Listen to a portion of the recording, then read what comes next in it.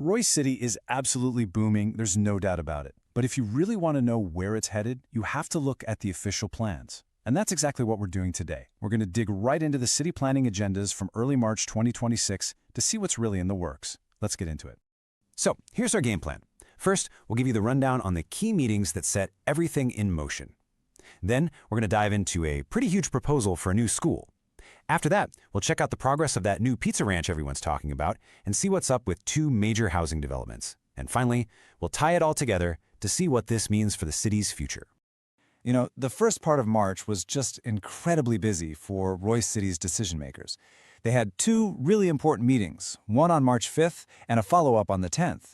And these meetings basically laid the groundwork for some pretty big changes across town, affecting everything from education to new homes and businesses. And here it is. This is what we're working from. This isn't just guesswork or rumor. We're looking right at the city's official agenda. Think of these documents as the playbook for all the development, showing us exactly what was on the table.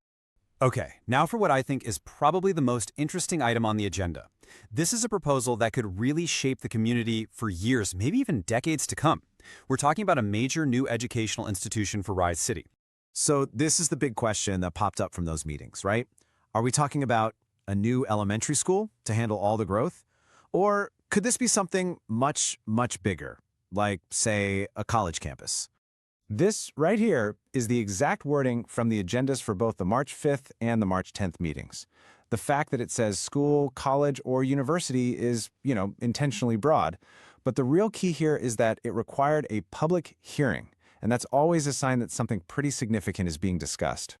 So what in the world is a specific use permit? Well, think of it this way. It basically means a developer is asking for special permission to build something that isn't normally allowed on that particular piece of land. Getting this permit is the absolute crucial first step for a project like this to even get off the ground. All right, let's switch gears from education to commercial growth. A new pizza ranch has been in the pipeline for a little while now, and these March meetings marked a really big step forward in its journey from just a plan on paper to an actual, real-life restaurant.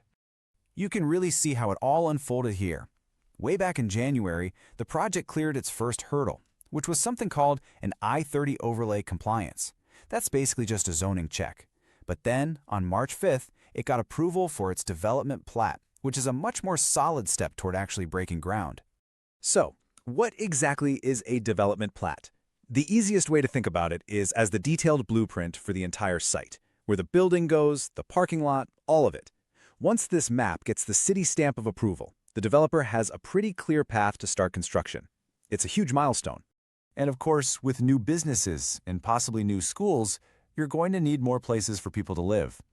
The March 5th agenda also gave us a really clear snapshot of where 2 huge residential developments stand, and, well, they're in very different places in the process. So on one side, you have Waterscape Phase 4A. They asked for a 30-day extension on their Final Plat, which pretty much just means they need a little more time to get all their ducks in a row. But then you look at Ridge Park Estates Phase 2, totally different story.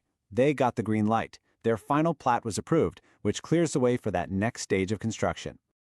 And the final plat? This is basically the finish line for the whole planning phase. Once this map gets approved and put on the record, it legally creates the new lots where homes can be built. So for Ridge Park Estates, getting this approval is a giant leap towards starting to build.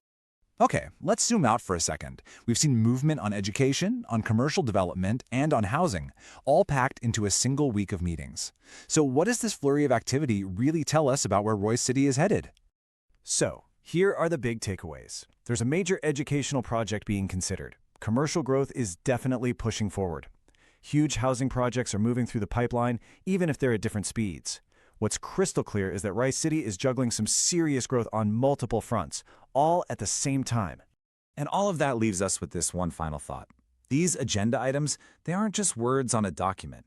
They're literally the building blocks of the city's future. And as all these different pieces start falling into place, the real question becomes, how does a community actually manage this kind of rapid, simultaneous expansion?